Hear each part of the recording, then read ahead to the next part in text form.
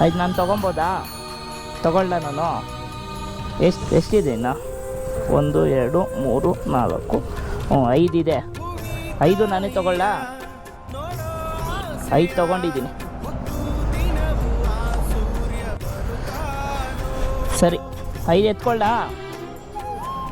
Next ನಿನಗೇನೆ ಮತ್ತೆ ಮಾರ್ಕ್ಸ್ಕೊಳ್ಳಿ.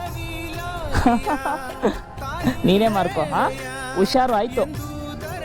ಹಾಂ, ನೀವು ಇಲ್ಲೇ ಮಲಗದ? ಎಲ್ಲಿರೋದು ನೀವು? ನಾನು ನೈಟು ನಿನಗೆ ದಿಂಬು ಬೆಡ್ಶೀಟು ಎಲ್ಲ ಹಾಸ್ಗೆ ತಂದ್ಕೊಡ್ತೀನಿ. ಮಲ್ಕೊ ಅಂತೆ. ಹಾಂ,